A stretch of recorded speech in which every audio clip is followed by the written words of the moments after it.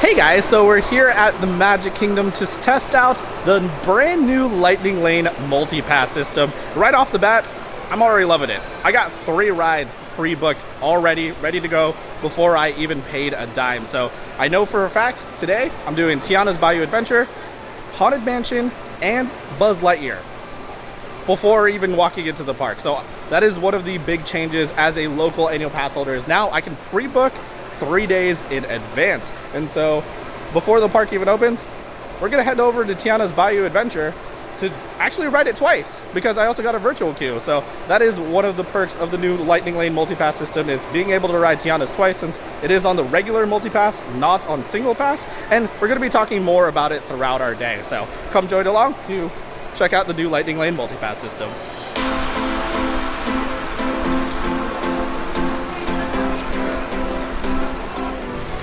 So yes, like I said earlier, Tiana's B Adventure is on the regular Lightning Lane multipass system, but that means you can still get a virtual queue for it, which is what I did. So I actually have boarding group 4, as well as a Lightning Lane multipass for 9:10 today. So because of that, we get to ride this back to back. And the best part is, when I finish riding it through the Lightning Lane multipass, I can book my next one.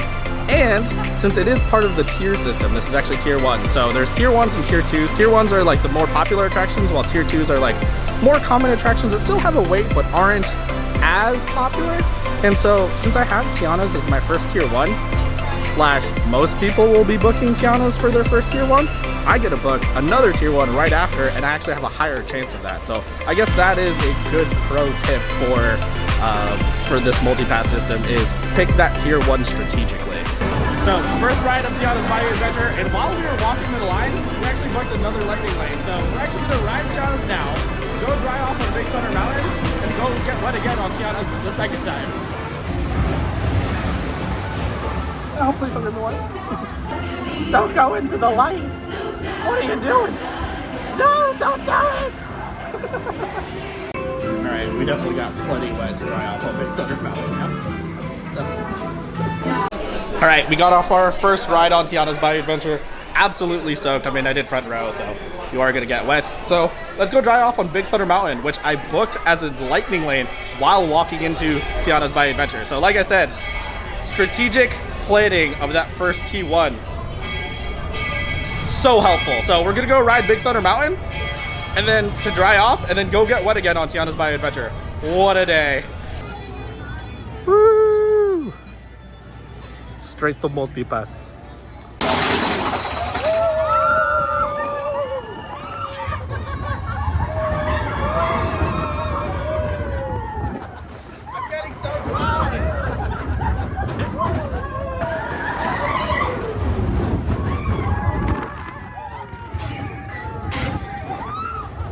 Just got off Big Thunder Mountain and we're nice and dry. Luckily, I'm rocking my Roosevelt today, which do quickly dry. If you want to get one of these cool shirts, go check them out at roosevelts.com. And now that we are perfectly dry after one Big Thunder Mountain run, let's go get wet again on Tiana's B Adventure round 2. You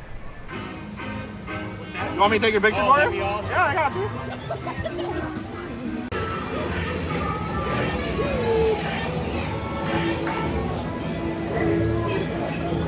Round 2 of Tiana complete. It's so cool that we get to ride this amazing and really popular ride twice with Lightning Lane multipass. Now, you do have the option. What you could do is book Tiana's with the Lightning Lane multipass and then do the virtual queue for Tron. So you end up doing Tron and Tiana's in the morning. Or you could do what I did and just do Tiana's twice. That being said, there is still that 1 p.m. virtual queue that we could go for Tron, or park hop somewhere else and maybe do Guardians instead. I don't know. The possibilities are endless with Lightning Lane multipass. So speaking of, I have one right now for Haunted Mansion.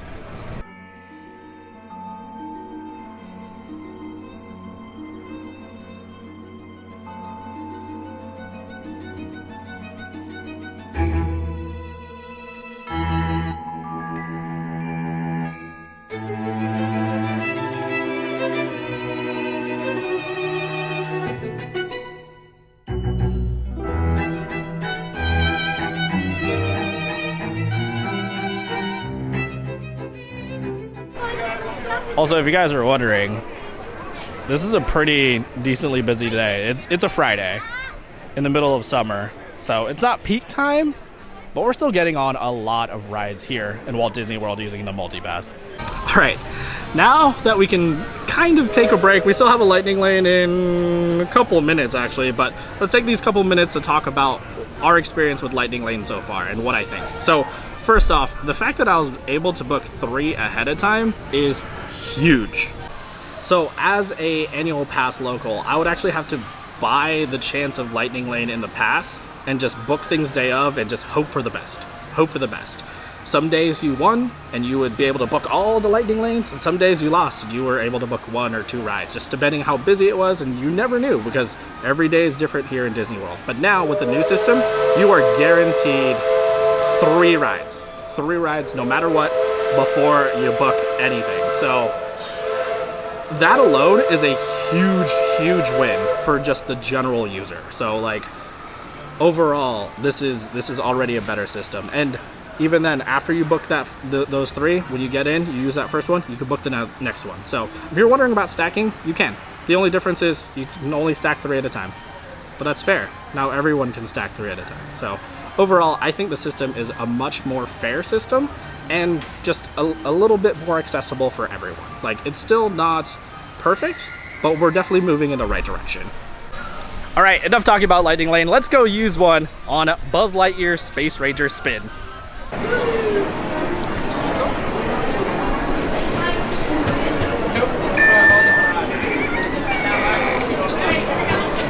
Oh well.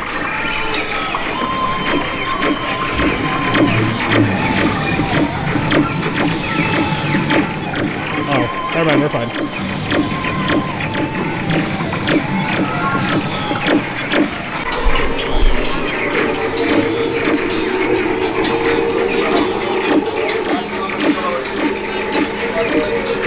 Terminate space rockets. Prepare to face the full power of my secret weapon.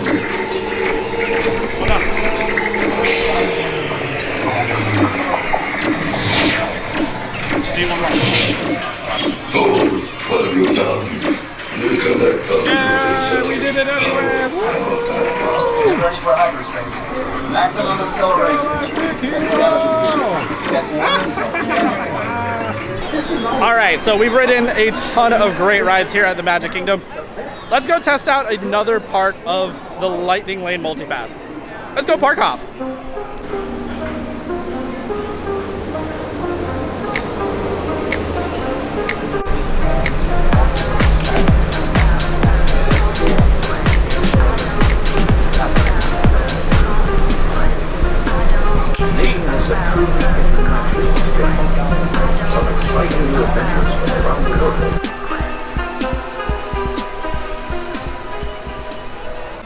And after a quick monorail ride, we are here at Epcot. So how does park hopping work with multipass? So one thing that a lot of people notice, or you may notice, is that there is no longer a Lightning Lane park hopper type action. Like, there's no more cost for like a ticket that gets you all of the parks. No. So the way it works now is you pick the park that you start with and you pay that price. So Magic Kingdom being the more popular park obviously costs more, while Animal Kingdom being the less popular Lightning Lane option being much cheaper. And so you're wondering, wait, so why don't I just buy an Animal Kingdom one and then just park hop to Magic Kingdom? You can, but what you lose is the function of pre-booking at Magic Kingdom. And so everyone that pays that higher price will be able to pre-book that more popular park, while when you book Animal Kingdom, you're just only stuck to Animal Kingdom. And so that's what you lose. But yes, you can now park hop from any of those parks and pay that price based on which park you start with. And so we started with Magic Kingdom. As I was going through Magic Kingdom, riding all the rides, I started booking for other rides here at Epcot and Hollywood Studios. So we actually have to go ride Soarin' in a little bit. So let's go enjoy some Epcot vibes and then go ride on Soarin'.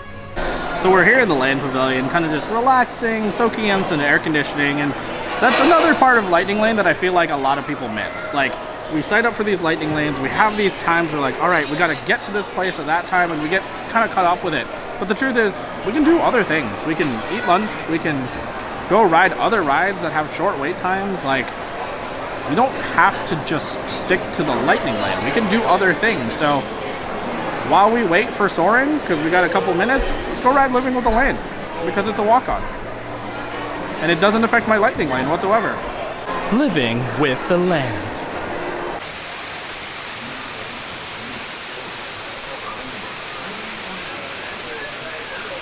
Agriculture are exploring innovative ways to produce bountiful harvests now and into the future.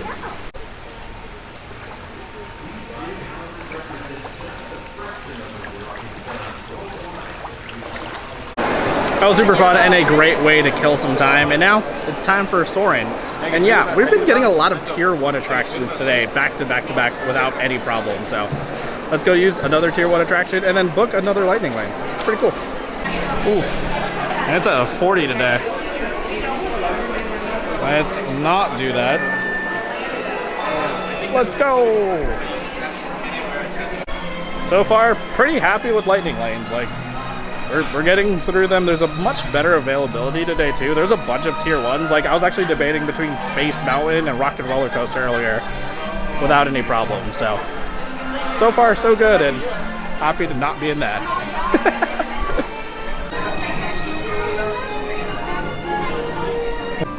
And just like that, another lightning lane done. And while I was there, I decided I'll just book one for Figment. You honestly don't need one, but why not when you get, like, when you can. Like, it doesn't cost extra, so let's go enjoy Figment. And then after that, we're gonna go get some lunch, because it's already like 1:35. I've been powering through these lightning lanes like crazy. You gotta remind yourself, this is your friendly reminder, you gotta take a break and eat and drink too.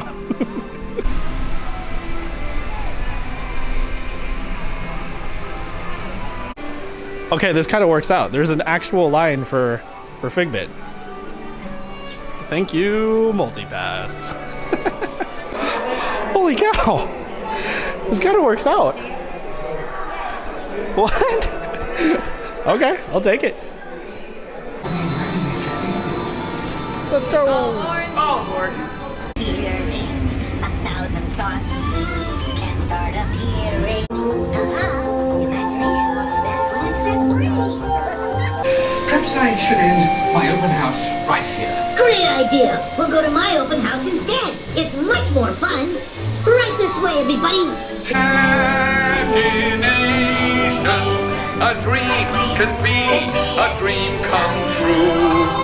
That was a surprisingly great use of multipath. Like, there was a huge line. I've actually never seen a long line for Figment before, but hey, good thing we had a multipass.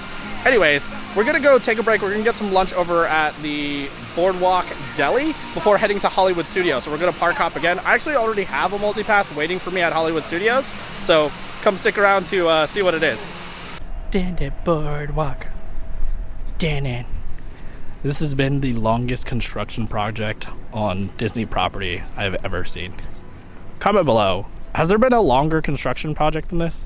Am I missing something? I feel like Tron was shorter than this. This is nuts. Okay, so we're here at the Boardwalk. We're gonna take a little lunch break, and I decided to stop by the Boardwalk Deli today, which, by the way, was crazy. And a friendly reminder, be nice to the cast members. There were some really not nice people in there. This is just your general awareness. Be nice to cast members. Like, they're working really hard. Like, it was crazy. But anyways, what we got was the Reuben, and this thing looks really good. Kind of regretting getting a hot sandwich on a day where it's like basically 100 degrees, but it looked really good and it was worth a try, so let's check it out.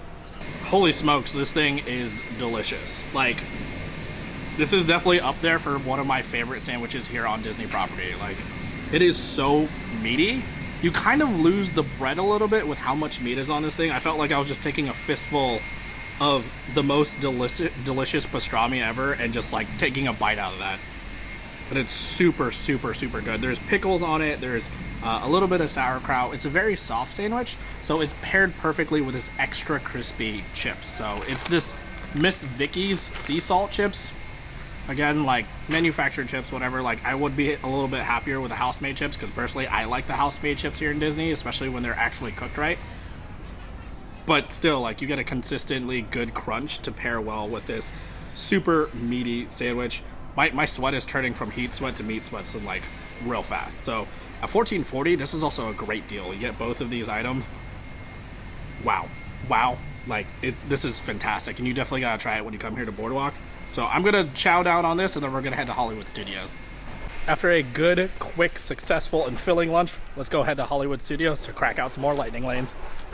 All right, so after a short walk, we are here at Hollywood Studios, and it's pretty busy. I am really glad I have lightning lane multipass today, because it's a busy one. Now, again, we didn't start our day here, so we didn't have anything pre-booked, so I've just been pre-booking it as we've been going, so not everything is available. Like, I can't find Slinky Dog Dash or Toy Story Mania.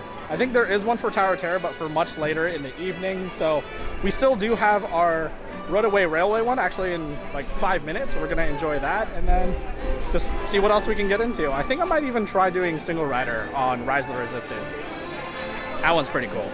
Also, I know it's August, but Mickey's Not So Scary Halloween Party is in 2 weeks. First night is on August 9th. Comment below if you think I should go, because I have it in my cart. I know it's crazy, it's not sold out yet, but I'm still debating on it. But we see some merch.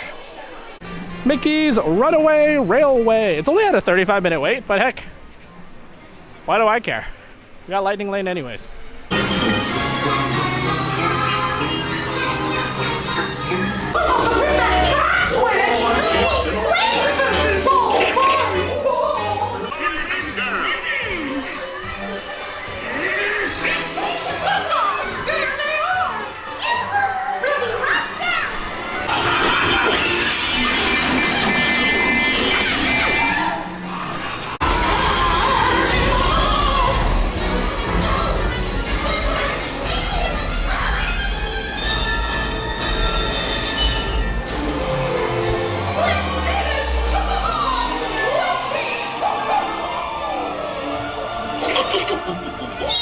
Alright, that was a ton of fun on Mickey and Minnie's Runaway Railway.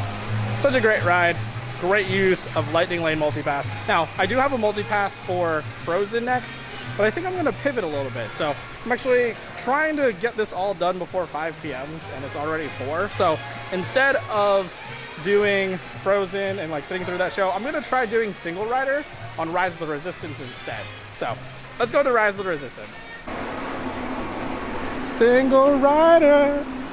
So if you guys don't know, there is a single rider for Rise of the Resistance right now. So they are in testing. So it's not 100% sure whether it's going to stay, but in my experience, it's been like a 5-minute wait doing single rider. So it's pretty sick. So that being said, you do miss all of the pre-shows and more importantly, the caves, which is honestly such a win for me. I hate being stuck in the caves. So you go straight from this ravine entrance straight into the like Star Destroyer right up to interrogation. So there's very little wait. You do have to split up with your parties and just enjoy the ride. So let's go. And just like that, we're in the Stormtrooper room. It will be separate. About your meager resistance. You chose the wrong side, and now you will pay. Detachment to level D.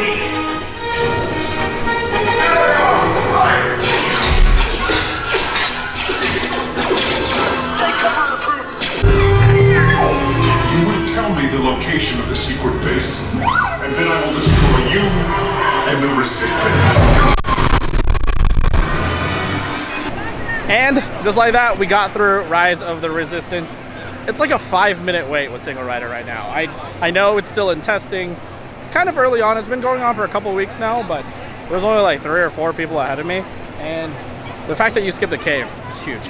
Love it. And I'm definitely going to be riding Rise of the Resistance a lot more with single rider. Keep in mind, if you do plan on using it, your groups will be broken up. But that's okay. You don't need to stare into each other's eyes when you are in and on the ride in like 5 minutes. So, all right. And next we are going to make our way back to Epcot. We're going to take the Skyliner, enjoy the last bit of Epcot vibes before heading out for the day. I'm going to give you guys my final thoughts after our last lightning lane of the day, which is Spaceship Earth. I feel like an Epcot day just needs to end with some Spaceship Earth. So let's head back to Epcot.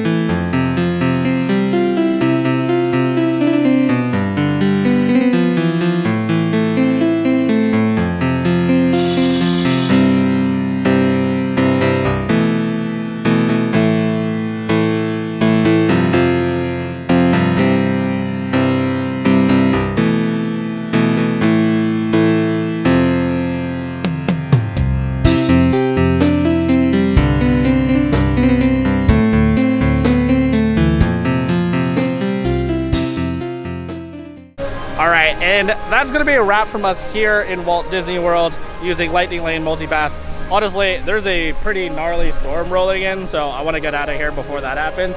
But I wanted to give you my final thoughts on Lightning Lane Multipass after using it all day. It's incredible. I love it. I think that there are some parts of it that are still similar to the old system, like click-clacking and stacking, but there are some major improvements in terms of fairness and usability. Is it perfect? No. There was a big bug throughout my day where if I had multi-passes here booked or Lightning Lanes booked here in Epcot, that I couldn't see ones that I booked in Hollywood. I had to like navigate through my day to find it, but they were still there. And so it's not perfect. There's definitely some improvements. It's a new system. It released on Wednesday, so there's definitely some stuff there. But fundamentally, this is a better system than Genie Plus. One, it's a lot easier to understand. It's no longer what's Genie Plus and what's individual Lightning Lane. It's now multi-pass, a pass for multiple rides, and single pass for a single ride and a single, for a single attraction. Two, the biggest game changer to this system is the guaranteed booking before you pay. Like, coming in today, I knew exactly what I was gonna ride. I knew the 3 attractions that I was gonna go on at Magic Kingdom before I arrived, before I even paid. So if you're thinking about using it for Tiana's and you know the date that you're going, you go on like 3 days before and you see that, hey, Tiana's is fully booked, guess who doesn't need to buy it anymore? In the old system, you had to buy in order to see it and then have a chance. Now you get 3 guaranteed plays, like you get 3 guaranteed rides before you play that game. That's it. It's so much better, it's so much more fair, and I didn't have a problem with availability today. I was able to choose what I wanted. I ended up doing about 9 attractions through Multipass today. I could have done so much more, but I wanted to ride the rides that I wanted to ride. I could have stacked on the easier rides, like the tier 2s, to pump that number up to like 20 today easily. Or if I stayed at Magic Kingdom. The thing is, I ended up park hopping a lot. I parked hop between Magic Kingdom and Epcot, Epcot to Hollywood Studios, and back here to Epcot. That takes up time. It just takes up time, and I'm leaving early too. So take it from what you see in this video. Hope you learned something from it. If you did, hit that like and subscribe, and I'll see you guys in the next one. Peace out.